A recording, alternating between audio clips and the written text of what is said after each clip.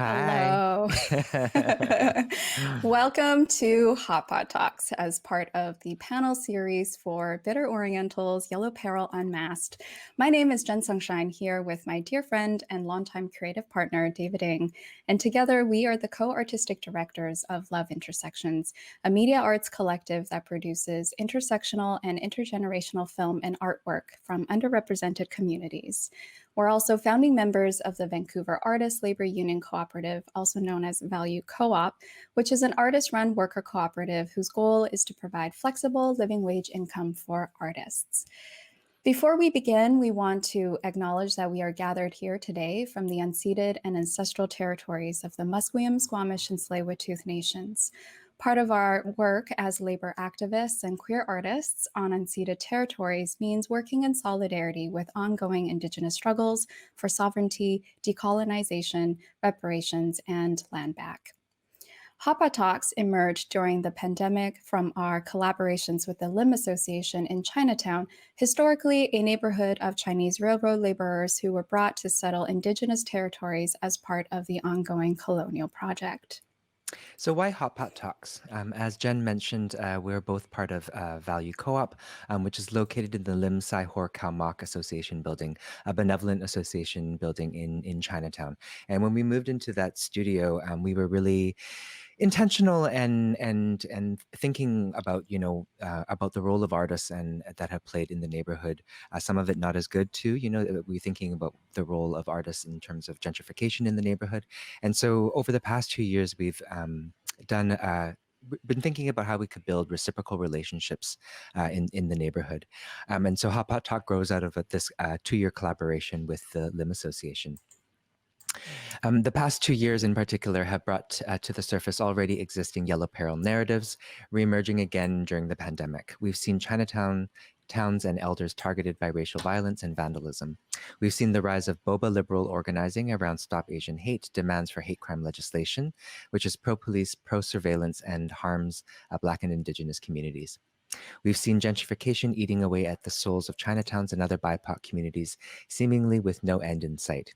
We are bitter Orientals indeed. The title, Bitter Orientals, Yellow Peril Unmasked, grows from the engaging Chinatown work that we've been doing with the association, as well as our own organizing on issues related to anti-Asian racism. This panel series will touch on themes of diaspora, xenophobia, systemic racism, intersectional solidarity building, and Chinatown futurities. I want to thank our incredible team of Ava and Cameron who helped make Hot Pot Talks a reality. So without further ado, we are so excited to introduce our two guests today. JP Catungal is assistant professor in the Institute for Gender, Race, Sexuality, and Social Justice, and interim director of the Asian Canadian and Asian Migration Studies program at the University of British Columbia. He is a queer first-generation Philippine-ex Canadian settler whose research, teaching, and public-facing work generally concern the community organizing and cultural production practices of migrant, racialized, and LGBTQ+ communities, especially in the fields of sexual health, education, and social services. He approaches his work indebted to and in conversation with Philippine-ex and Asian diasporic studies and feminist, queer, and trans of color theorizing. Umang and Antariksh Sagar is a queer, gender-expansive creator on a journey of practicing embodied loving possibilities. They are a film producer and podcaster interested in how QT BIPOCs channel their magic to create new worlds. They are the creator and host of Possibilities podcast, currently in development on a couple TV projects, and the lead facilitator of POV Films Envision Lab. Welcome, JP and Umang. Hi. Hey guys. Hi. Welcome to Hot Pot Talks, you two. Very excited to be on. Yeah. Hey, thank you for having me. Yeah, how are you guys doing? Good. It's Friday. I'm at the university. It's the middle of the semester, first week back. So with everything that's happening in the world, all of that is also happening. So I think I'm okay considering all of that. How are you all? I'm doing good. I'm very jealous of all your backgrounds. because I'm in the midst of a move, and so usually I feel like design is important to me. So, but anyway, I'm doing good. I'm happy to be here, and I'm happy to be in conversation with y'all. Cool. Well, I thought maybe, moving. I thought maybe why don't we start with that? Because when we in our original conversation, JP and Umang, JP, you've spent a significant amount of time in Toronto. Umang, you've just moved from Toronto. Yeah. Maybe we could start with that question. Jen and I had a question of, and maybe we'll start with Umang, because Umang, you shared with us that you've come, like you didn't just, "Oh, I'm coming to Vancouver," right? Like there was a personal journey or thought process. Yeah, what brought you here? I mean, I think the initial was like, let's go somewhere. I wanted to go to the ocean. I mean, for the longest period. I mean, so Umang, Antariksh, Sagar. Sagar means ocean, and I've been like kind of craving. I mean, and I've been to other places with the ocean, and I feel a sense of kinship. And I think maybe it was the pandemic kind of broke me, and or it was just like I had been wanting to be closer to the water, be closer to the ocean. And so when I did come here, I came here just to like see what happened, and I ended up finding that I didn't come here knowing that I was going to move, but I came here within and then the more I stayed, but I was open to the idea. I think I was open to the idea of exploring a new place to stay, and the more I stayed, the more I wanted to stay. The more I knew that there was something here that was ready to transform me, and there was an experience worth having. And I think still in the midst of it. But I had some really beautiful experiences. I stayed here for like I think 5-6 months last year before I went back and forth and finally moved. And in those months, I think I kept having these experiences of like deep satisfaction. I felt like there was so much that I was carrying in the busyness of the city or like the hub that I kind of dropped in a way that both expanded my expanded my sense of possibilities, expanded my sense of creative visioning, and expanded my, just like ease in life. I feel like there was sometimes in the city, sometimes in Toronto, sometimes you forget that you're in nature or you're part of nature. And I think there was just something about that. Someone I consider a teacher, Alexis Pauline Gumbs calls herself a love evangelist, and in some of the work that she does, she talks about June Jordan's saying, "Love is life force." And if we look at everything around us and witness the life force in that, what if we? And so I think I just had like a lot of moments of like witnessing the life force of the ocean, witnessing the life force of the trees. It was so lush and blooming, and I couldn't avoid it. Maybe I avoided it somewhere back when I was in Toronto, and then or even in the mountains, just like life is happening, even if it's still and quiet and not something that I can experience, and also to see something so much bigger than me. Anyway, I felt like there was just so much in that I think I dropped a lot of the things that I was carrying, or a lot of the things I was like exhausted by. Maybe it was just pandemic, maybe it was longer than that. There was just a lot of things that I felt. So anyway, all those reasons why I feel like I took my time deciding, but I think I was just like, this is going to change me, because love changes you, and so I feel like this is going to change me, and this is a change that I want to experience, and I think that's why I'm here. I love that. JP, how about you? What was your journey like? Because you grew up in the Lower Mainland, right? And then you went to Toronto. What drew you back? Yeah, in a manner of speaking. I mean, I grew up in the Philippines. I was born in the Philippines, and my family immigrated to Canada when I was 13, 14, if I remember my dates correctly. And we moved as a family to Burnaby in Greater Vancouver. That was middle of high school, and then I did my undergraduate degree here, and then moved to Toronto for grad school. When I moved to Toronto for grad school, I knew I needed a change, at least partly from my kind of suburban nuclear family life. As a queer person, I also knew that I wanted a little bit of adventure, right? So that was what drew me away from Vancouver. I did a lot of growing up in Toronto, not only academically with grad school, but also politically. I got to know a lot of amazing folks there, activists, organizers in the community. I came to be part of these spaces, which was great. Um, but then I also, wanted to come back to Vancouver because family is here. And I was lucky enough to have been given the opportunity to have a postdoctoral fellowship at UBC. So I thought that was a 2-year gig, but I've been able to extend that. As a faculty member, I was hired to continue on here at UBC, and I count myself lucky to be able to be in a space that I call home, close to family, which I know is not ideal for everyone, but is, that proximity is something that I value.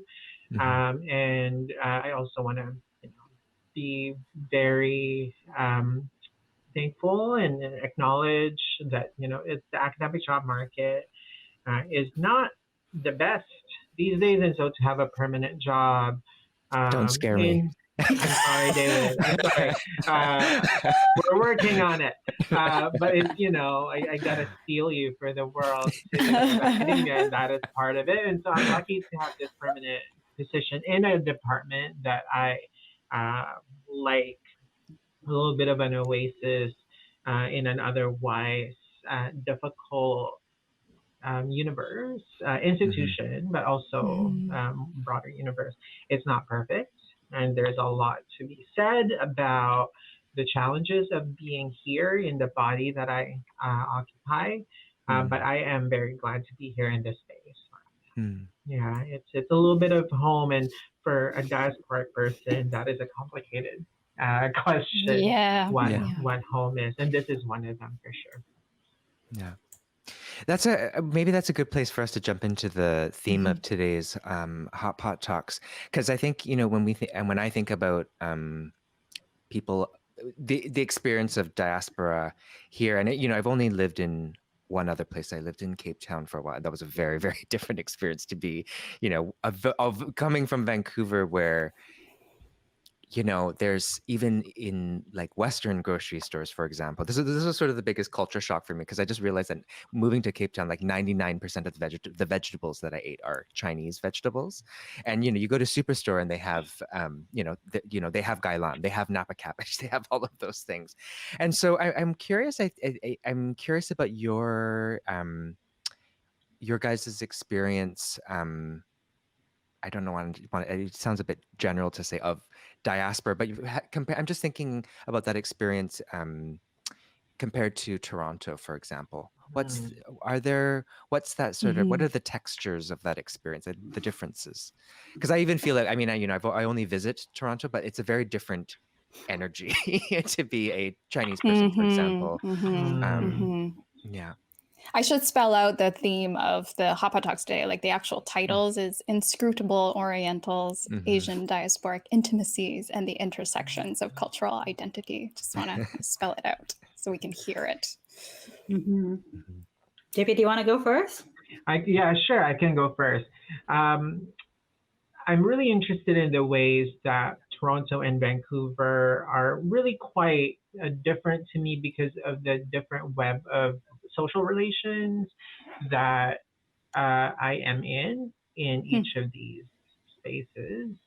I tend to associate Vancouver with family because most of my family, both immediate and extended, is in this part of the world, and somehow psychologically also, like being on the Pacific Ocean and the connection to the Philippines. I feel closer to the kind of global network of family when I'm here. It's significant to me. The pandemic really made it very clear to me that I'm glad I'm here close to family. I think the experience of the pandemic would be really quite different if I was in Toronto. Yeah. Partly because my parents are in service jobs, in lines of essential work. And so particularly near the beginning of the pandemic, um, I worried and continue to worry about them. I think that experience would be really quite different if I was in Toronto. Mhm. Toronto is a different kind of familial space, a different kind of chosen familial space. Um, it's a different kind of community feel, and my embeddedness in organizing and other kinds of political community were a bit more robust in Toronto. So not that they don't exist here, they exist here for sure. But as a student living on my own, and also this was my research too, is community organizing. Like I was really embedded there, and these are racialized migrant communities also. So that was a different lens from which to view what it means to be a diasporic person. Yeah, that's what came to mind for me with your question. Nice. Umang? Yeah, I mean, I really think, I mean, I'm still getting to know Vancouver, so it's hard for me to actually talk about the community connection here. What does it feel like to land here? Because I think, especially in community, it's something that I'm still figuring it out, and I'm still new, and I'm learning. But I do agree with JP in saying when in his reflections on Toronto, which is really robust, really tight knit. Oftentimes, I'm surprised we didn't cross paths there, JP, because I feel like know, me too. we'll have a lot of overlap in community and in activist spaces, and and community spaces of a particular type, and art spaces of a particular type. I mean, I think one of Toronto's really beautiful strengths, one of the many strengths, is its cultural art, activist spaces, radical art spaces, community art spaces, and I mean, some of the things that was really hard about the pandemic was how that was taken away from us, and places that really, the kinds of events that nourish or that kind of give the most exciting purpose of being there were, I mean, hopefully we'll see what happens, how things are going to come back. And I know it's exciting. BLM has gotten a Wild Seed Center now. And so I'm really curious about what that opens up in the city. There's lots of beautiful things in terms of community. And also sometimes, it was also sometimes exhausting. and I feel like I felt ready for a change. But being away also has made me miss it. Also being away also made me miss those connections and miss the kind of work that's happening. And but I don't know if that's connected to your question. Now I've lost track of the question a little bit. But as a diaspora, I mean, okay, to connect it back to diaspora and diasporic experiences, I do feel one of the things that because I have lived in many more places. I've lived in I grew up in Abu Dhabi. I have family there. I've lived in India for many years. I have very close friends and relationships there, and many of my close friends from. I mean, I have a lot of friends who have experience like mine, which is growing up in one place, coming to Toronto, finding community, and then sometimes moving, sometimes finding that new experience, new journey, whether it's for a job, whether it's some other reason. I think what I share, what are the conversations that sustain me in that, is that home is the journey that we're in, and I think this, I find that the adventure of it is the journey is the destination, and I think I'm experiencing that's how I process home sometimes. Is that it's not something going. Because I might be going lots of places in different times and different periods, but in this moment, in myself, am I at home? Am I feeling expanded? Am I learning something?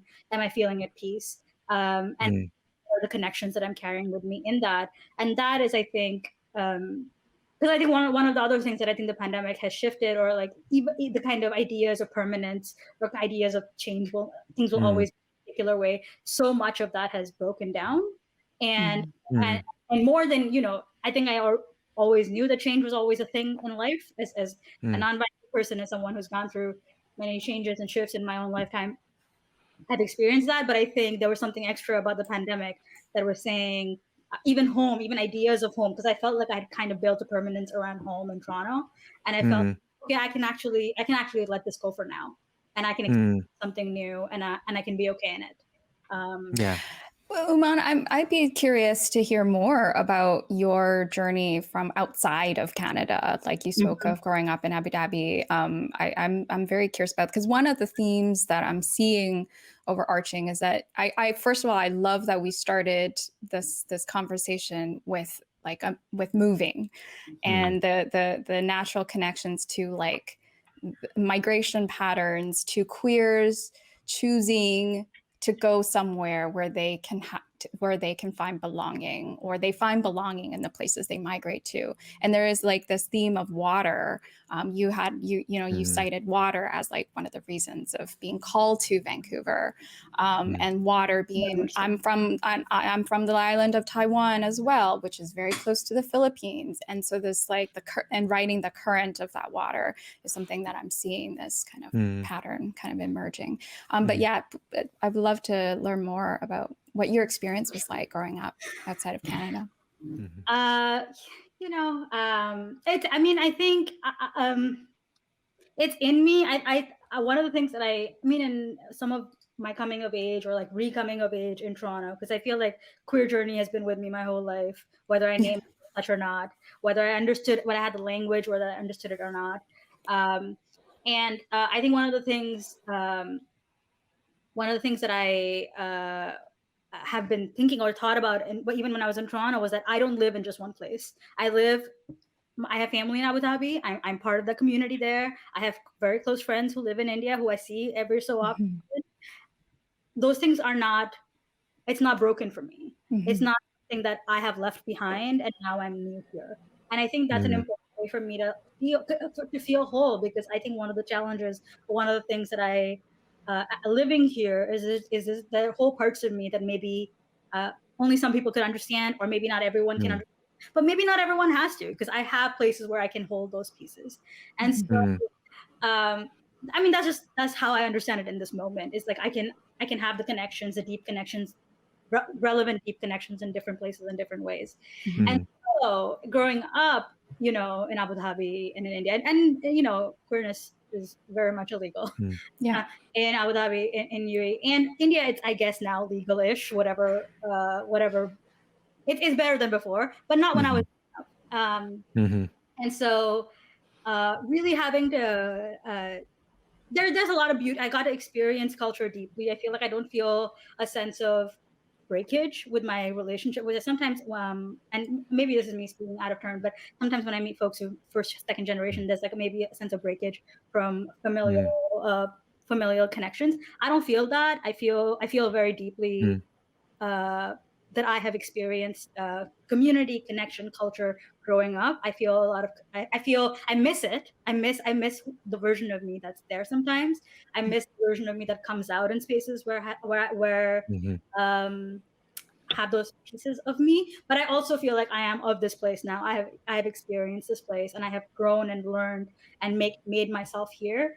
And so, and I think the part of like growing up somewhere else is like, where essential parts of me could not live openly, or they could have, but it wasn't there in my community and my support system at that time, at least. And I think, I think so much of the journey about coming here has been choosing to, or it was a call to experience or to move the shame out of it, or move the kind of blockages out of it, to kind of pick. Not that it doesn't come up again and again, like those pieces will still, if they lived in you once, they're going to find their way to show up again in you again and again. But this time I feel the opportunity, the kind of learning, the possibility to embody myself more deeply, and at the same time, I also know that I don't have to be any one thing. I can make my sense of self, my sense of queerness, my sense of gender and possibility doesn't have to look any one way, and it can't look any one way because I have come from lots of different places, and all of that lives in me. So I think it's being okay with the liminal, that I think all those things, and being okay with making it. I mean, sometimes it's not the funnest journey, but I think it is the most joyous one in the end. At the end of the day, to be able to own your own journey, and to be able to hold those different parts of myself, and I seek to do that, and I seek to be on that learning, and yeah, I think there's so many beautiful things about Abu Dhabi. There are so many beautiful ways I experience community. There are so many beautiful things about India. I miss my friends. We're in connection all the time, and then there has been things that I could only have experienced, or that I did get to experience in Toronto and now Mhm. here. And so I'm grateful. I'm grateful to get the chance, the opportunity to have those connections ongoing and have this lifetime to change and grow in the ways that I have Mm. a chance to.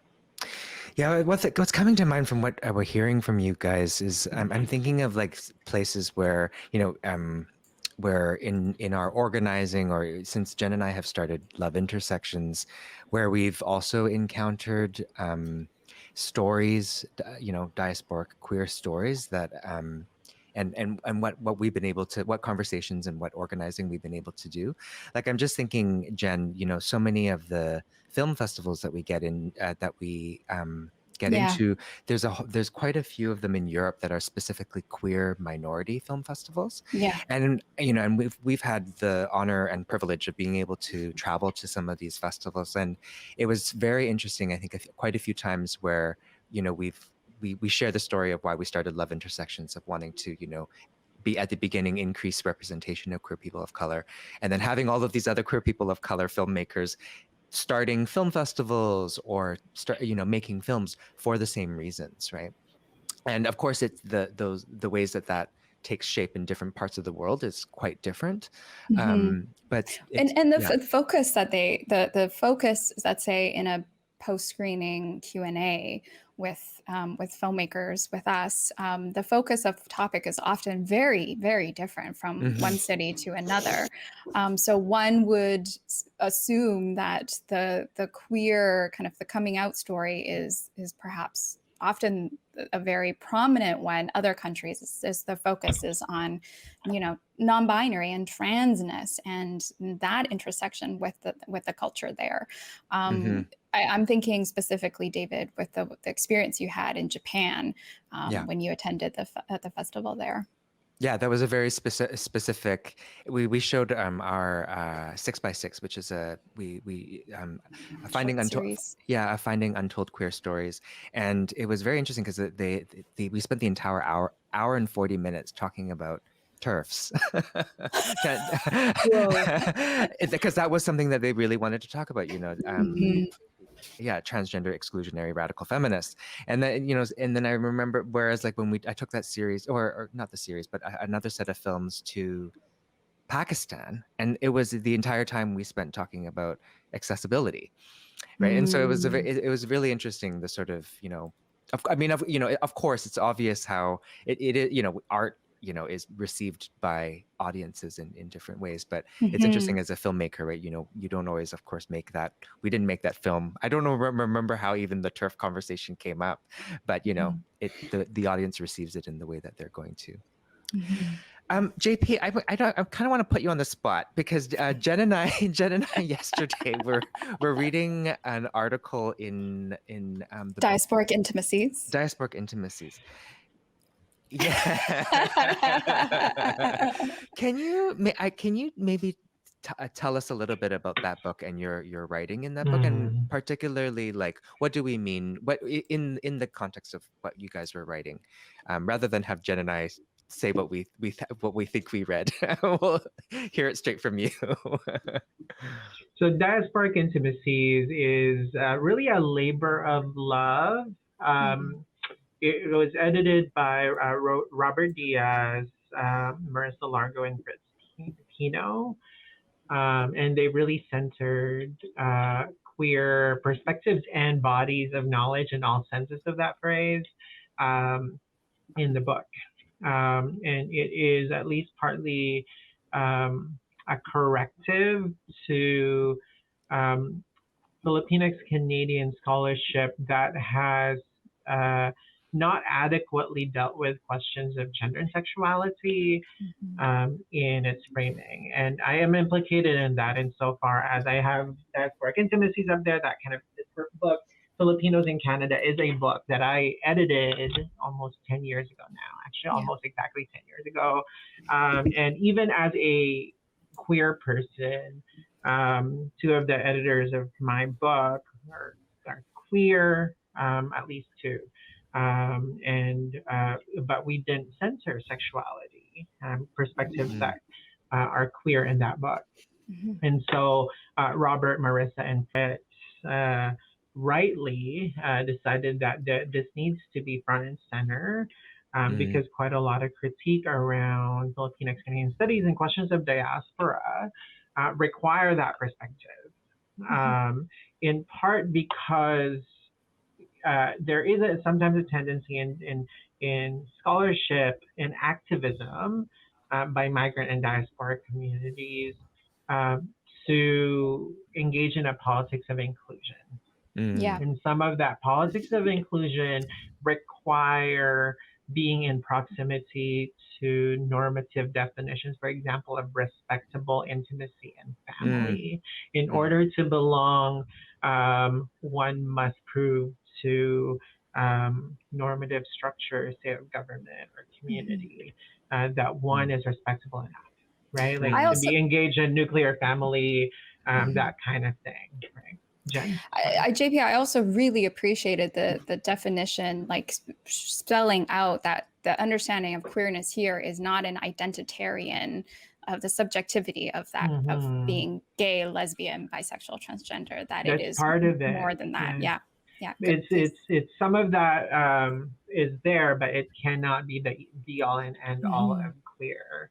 And the lessons that I've learned quite a lot around that definition of queer, requiring more expansiveness, comes from Black feminist theorists, and including and especially Kathy Cohen, who in a classic piece called Punks, Bull Daggers, and Welfare Queens. This was a 1997 piece in the journal GLQ, argues that for particularly Black folks, being straight has never been normative.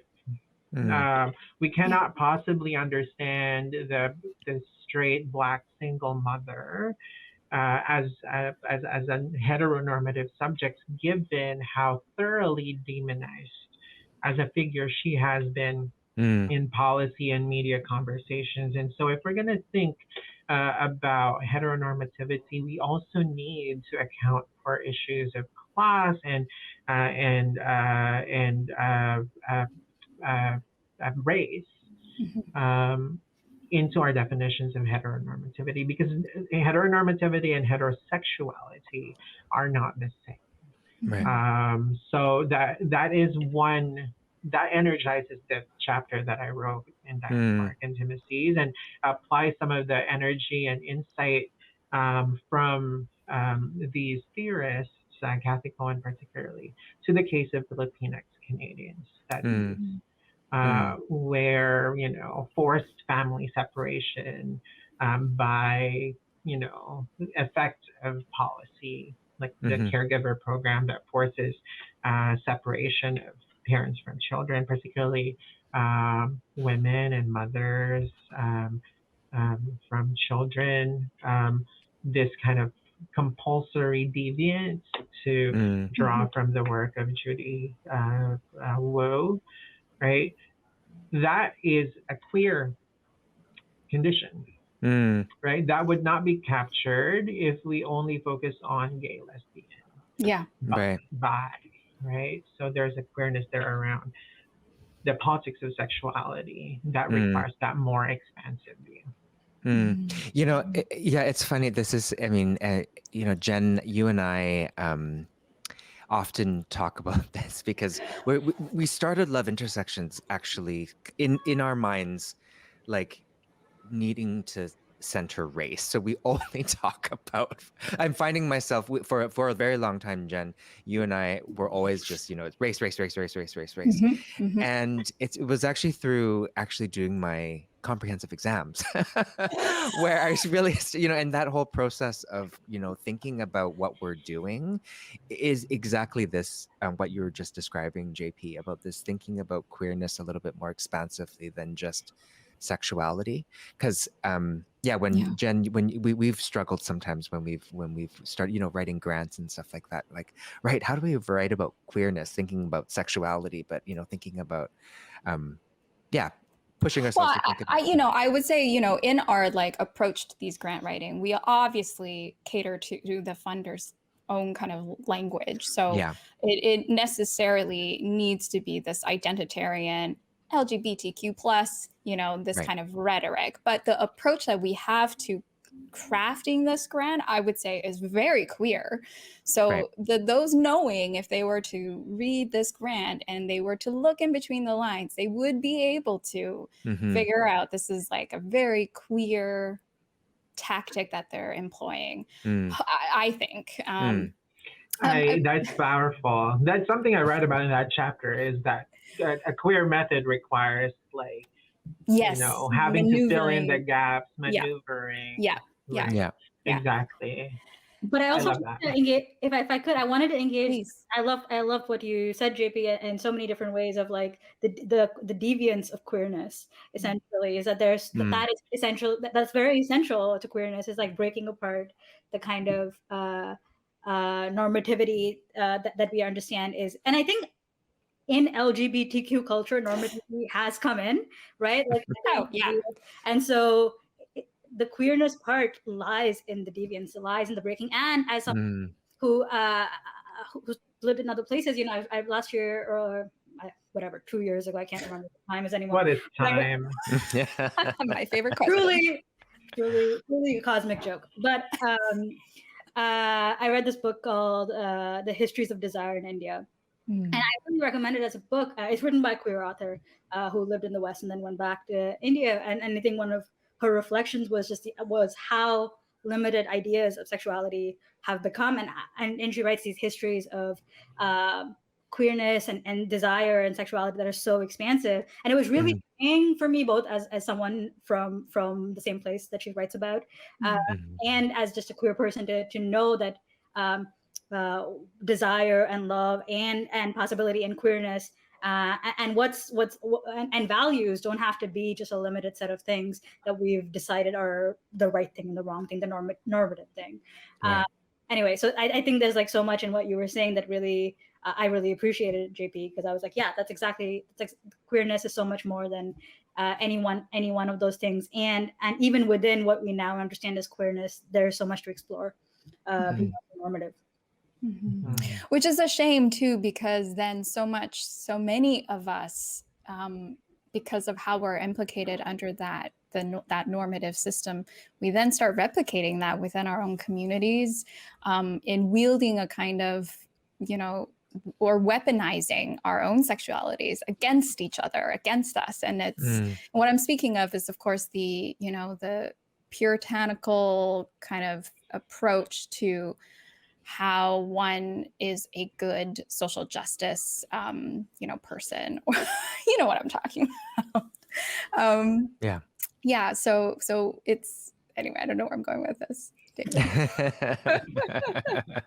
But maybe we can. I'm not spilling the tea. Maybe we can. Why don't? Because in our pre-interview, we actually started this conversation, preparing for this Hot Pot Talks, in talking about institutional failures and the kind of creativity that comes. That emerges outside of institutions, and that you don't have to look very far for community care. JP, I'm wondering if you, well, not to put you on the spot again, but we will anyway. But we will anyway. When we had last spoken, you said that we caught you at a very interesting time. I'm wondering if you can go more, just be intimate with us. I don't remember what I was referring to during the pre-interview by that point, but it's probably around, being back to school in January and the anticipation of that, or at least the energy and stress that comes with the beginning of the term. This is a differently interesting time during this recording, because it's our first week back to teaching in person at UBC. With all of the stress that entails, including dealing with tech issues, for example, but also other kinds of worries around, how do we ensure that our learning community is both supportive and safe? And how do we be in a room together, those of us who can, be in a room together. And, there's a lot of conversations and very different, multiple points of view around the wisdom of returning to in person. We don't have time to deal with all of the different, often conflicting reasonings that people have around whether or not we should be in person. Um, where we're at is that we're in person, at least the teaching part. Mm. And this, all of this is, the last couple of years have been really quite stressful Yeah. for everyone in different ways, and our different positionings, intersectionalities matter in terms of how we've dealt with the last couple of years. But on the topic of institutional failures, I think it's really quite important for us to think about what the responsibilities are of institutions like the university Mm. in these kinds of political moments, not just of the pandemic and the Mm. kind of immediate crisis that it poses, but also what that immediate crisis has made visible in terms Yeah. of longer term issues around who is in place and out of place at UBC, Mm. whose interests are served, whose bodies are normalized, Mm. who is treated as disposable, Mm. who gets to be made sicker, who gets debilitated in these spaces. Mm. It is not insignificant that my, experiences, my bodily and mental experiences of anxiety and depression have spiked since becoming a faculty member at UBC. That I hold that alongside my point earlier about feeling lucky to have a permanent job in an institution in this job market. Those coexist for me. Mhm. Of course. And some of that institutional failure is an effect of the durable history of the university as a white supremacist institution, where it's not meant for people like me. And so when we enter into these spaces, no wonder we feel out of place because we are, Mhm. right? So that I don't remember what the question was, Jen, that you started with, but that's Institutional failures. Yeah. that's part of it, Yeah. right? Mm. I suppose what I'm saying is I feel it very immediately and intimately in my body and my mind, what it means to be in this institution, Yeah. in this stress and anxiety and sleeplessness, and my shoulders aching right now. Yeah. Yeah. How it shows up in my body and in my mind, and David has can attest to this just for the last 2 years. My confidence level and in how I conduct myself, how I speak, how I write has just plummeted. And one of my really good friends, Anna White, who was the camp director of Camp Out, she reminded me that because we're not physically gathering in chosen spaces with our chosen people who are able to beam back their appreciation, but also their view of you, and we're all isolated. So it makes sense that all of this would all of my insecurities emerged during the last 2 years. Started just complete self-doubt and everything that I've worked up to for 30 plus years that I felt confident in, that I felt assured in. So this is just things that I'm still currently navigating.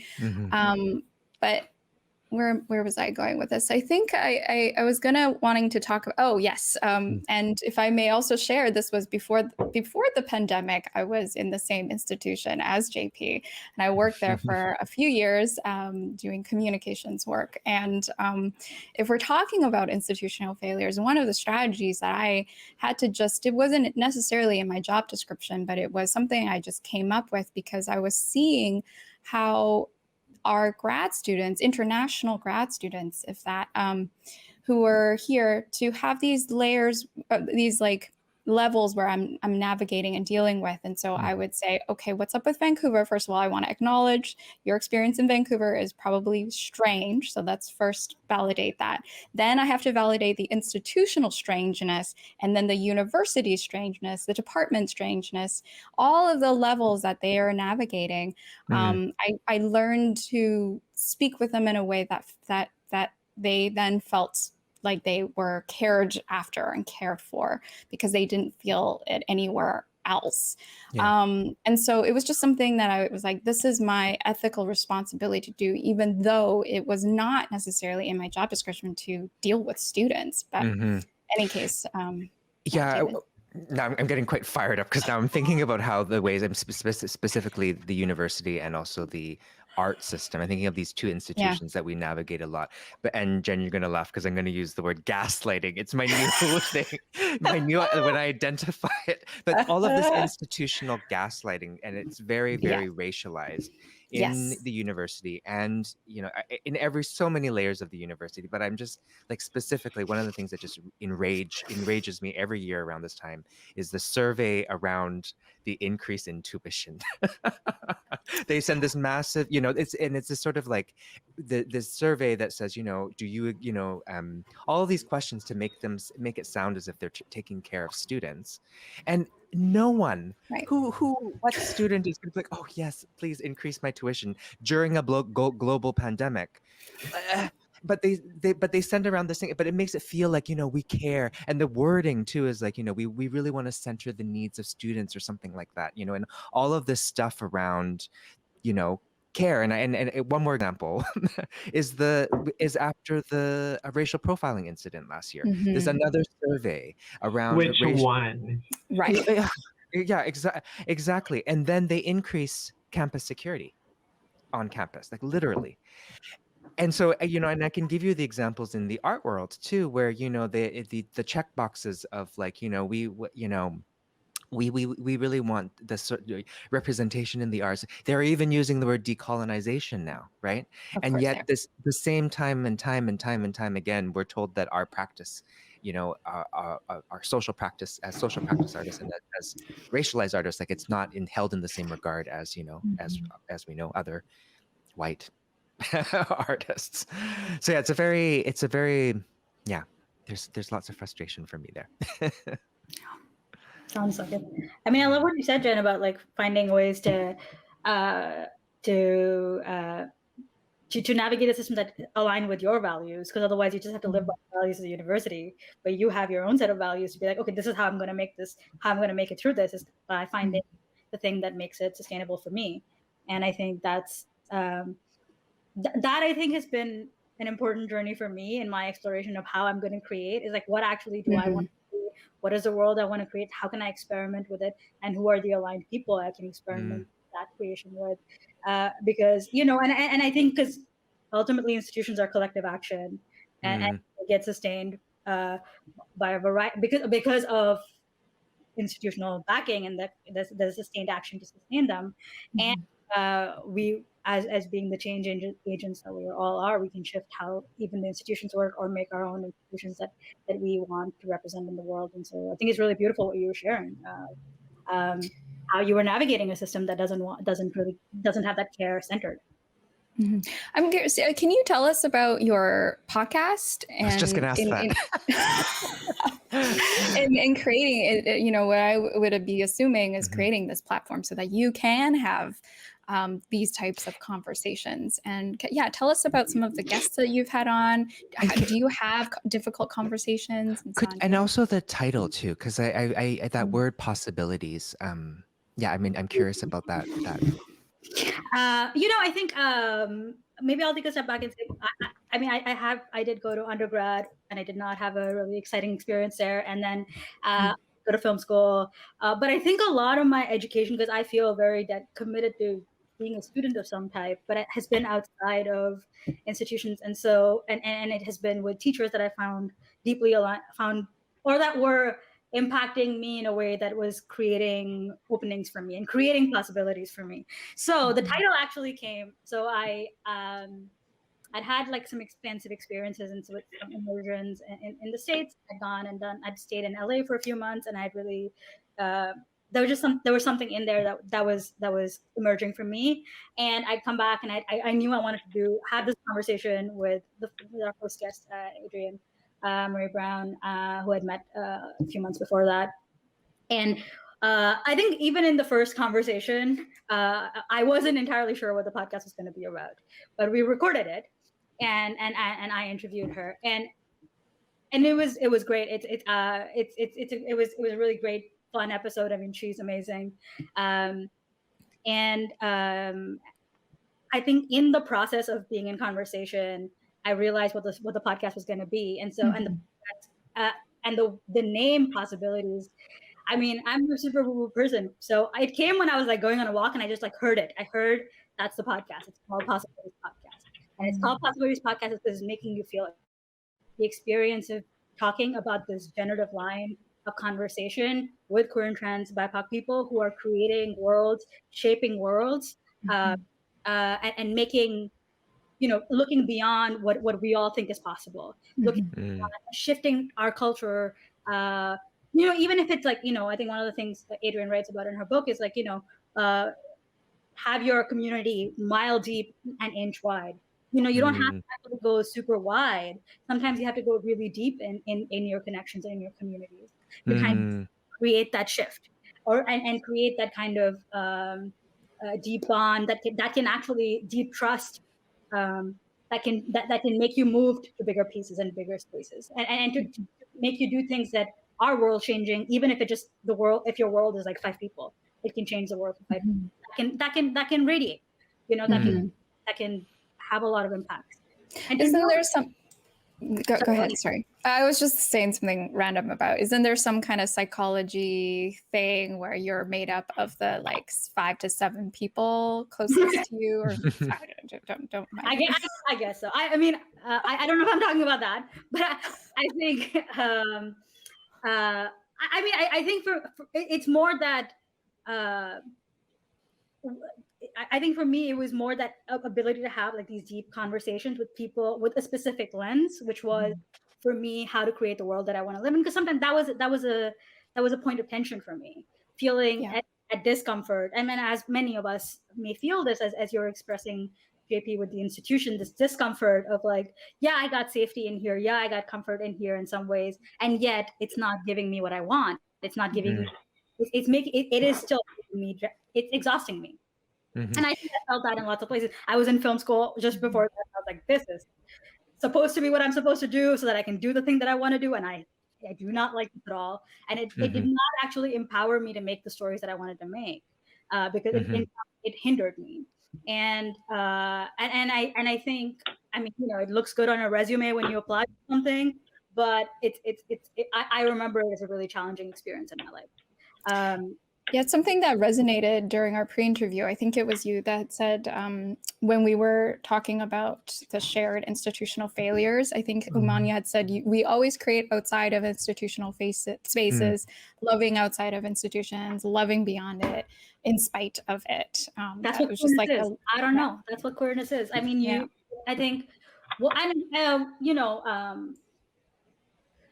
what is, institution is not the dominant institutions of that are colonial capitalism are not rooted in love, right? We know that it can't survive. Actually, if love is the most important thing in our worlds, those institutions would not survive, And I think we're seeing so much of, like, I was just reading the other day about how much there's like this mass quitting that is happening in people just like walking out of their jobs. I saw this thing of like a young person just quit by texting their manager, "It's giving shackled, I quit." Amazing. Because I was like, yes, because the thing is, our work isn't exciting us, isn't breeding love in us, and that if our worlds reoriented towards that, what would happen? What happened in our relationships if love was the most, what would happen? And freeing love, not love that like binds you down and tells you to be committed to something that's not within you, right? Love that will free you. But what would happen? And I think I'm in an exploration in my creative practice, in my work, in my podcast, in my film work. I think I'm also currently I just joined POV Film, and I'm really experiencing. And it's a crew of immigrants, like everybody, almost everyone who works there is an immigrant, which is a very Toronto thing. But I'm experiencing how much care is at the center of their practice.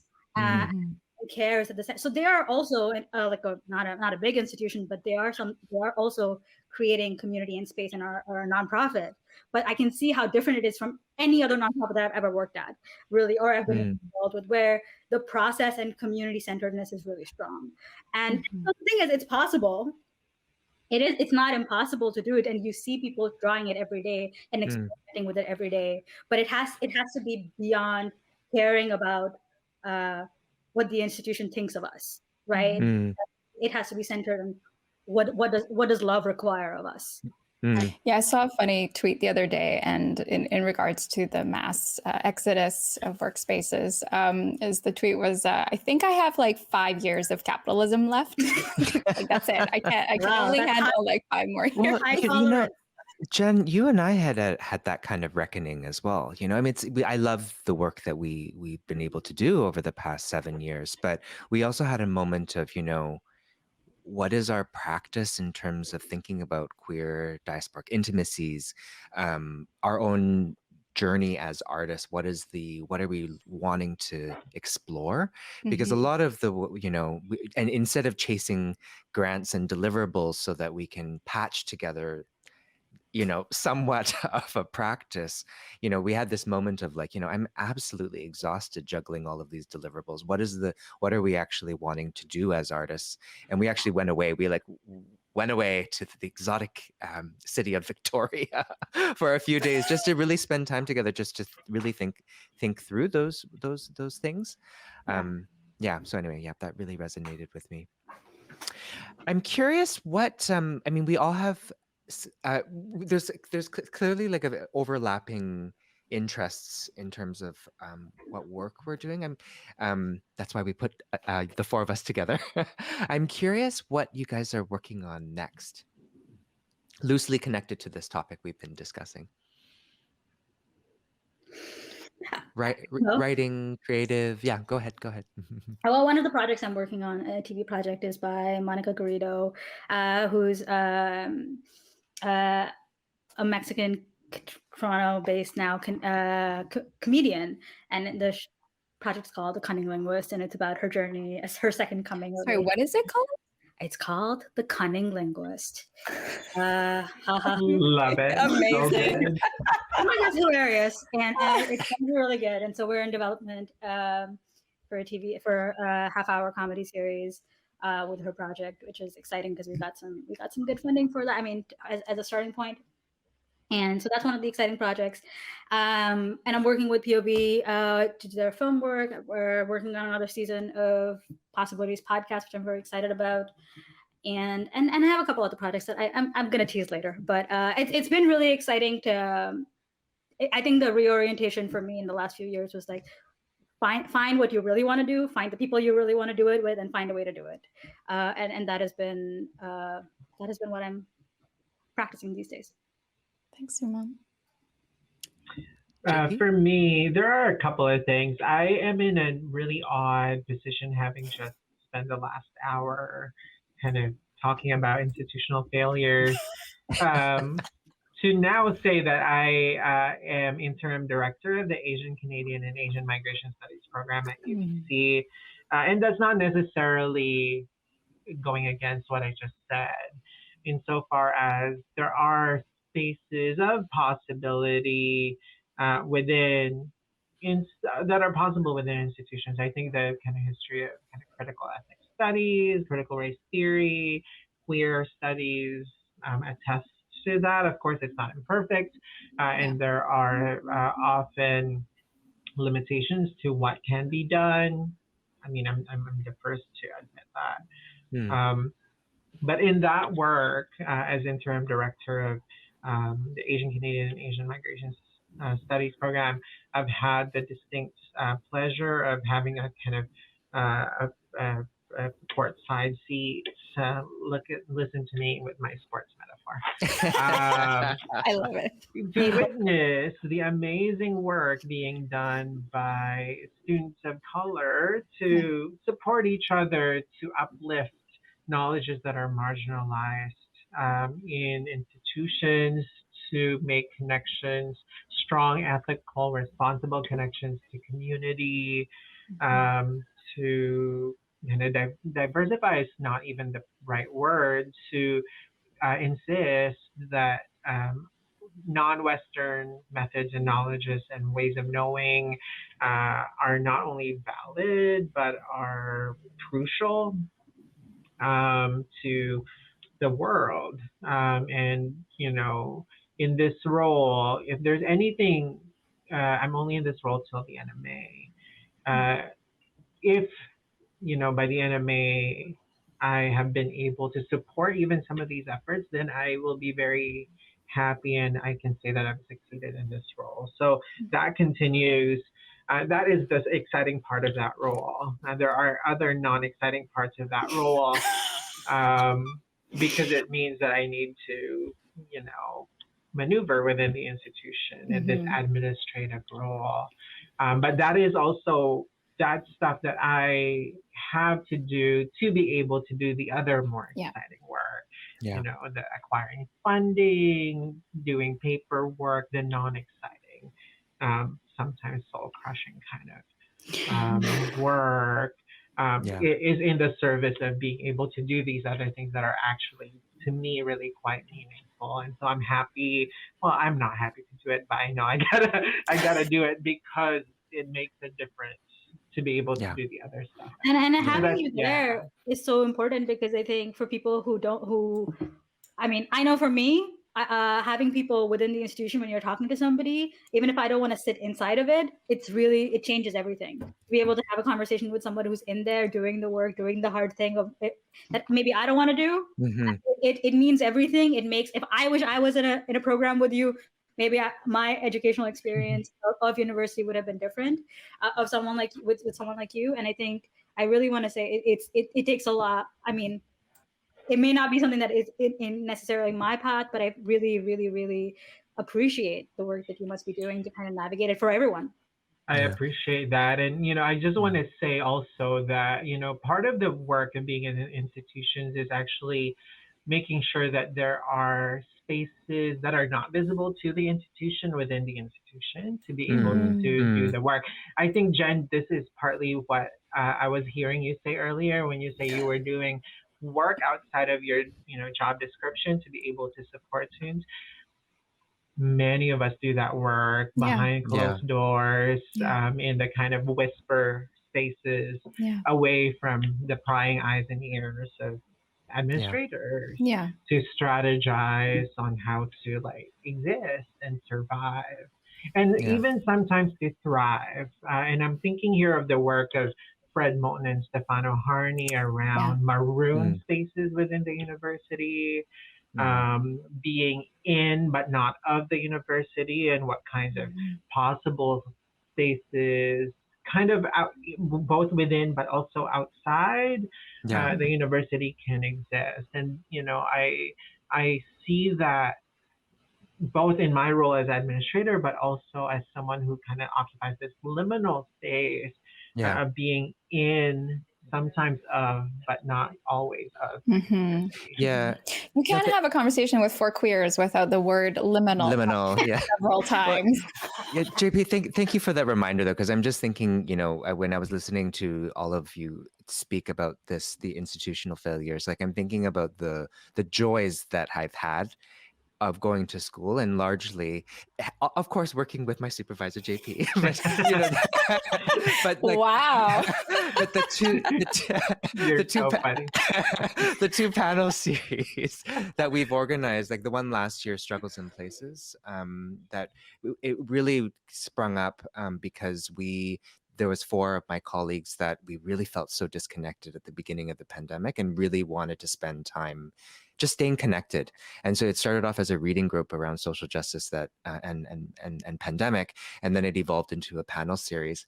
And then I'm just thinking, one of the things I'm really excited about a next project too, along the same lines, is the Transformative Memory Symposium that we're organizing called Resilient. It's a very long title.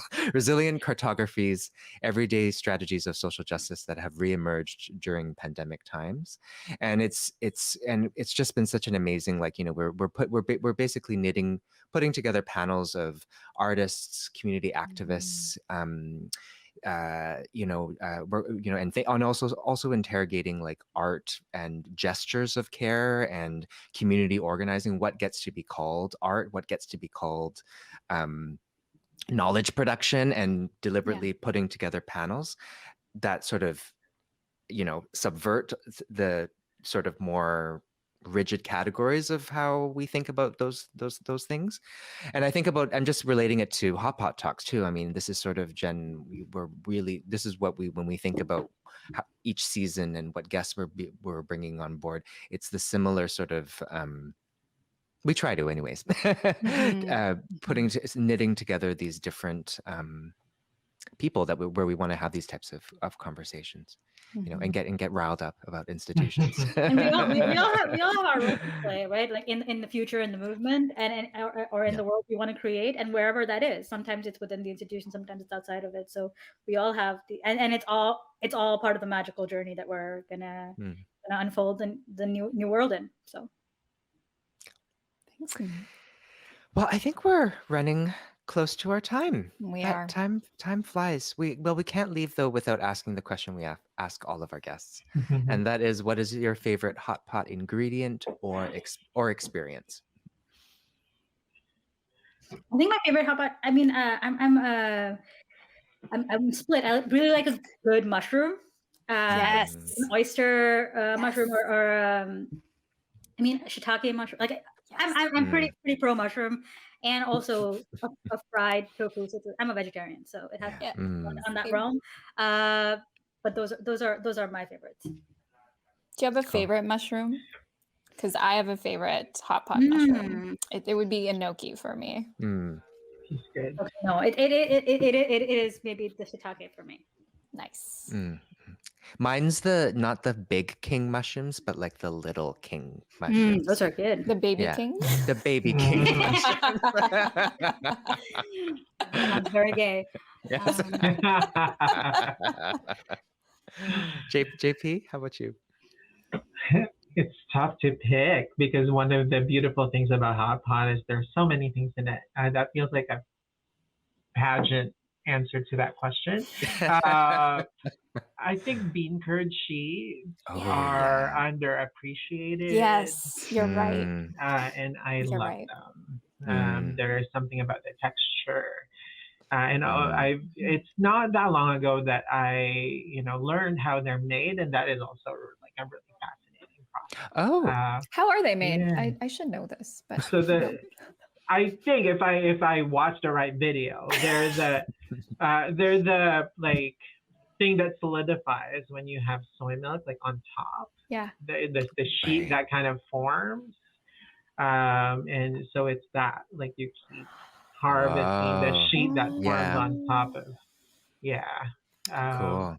So it's also really quite fascinating. Yeah. But You're right. I love them. I love the texture. You're right. It is so underappreciated. Yeah. It flies under the radar, but it is so good. It soaks up so much flavor too because it's quite thick, but it's like layered. So all the juices get in the layers, and then when you bite into it, it's like you're biting through all the layers of flavor. Sometimes they're dangerous because like all of the hot soup is in there. Yes. Yeah. But yeah, no, I love them. Yeah, that's my favorite. That would be my answer. Nice. My favorite soup is a Cantonese soup called Fujok Tong, which is bean curd soup. It has like dried oysters and other mushrooms and other stuff like that. But yeah. Cool. Well, thank you so much, Umang and JP. That was great. Thank you. Pleasure. Thank you for having me be part of this conversation. It's lovely chatting with you all. Great. Thank you.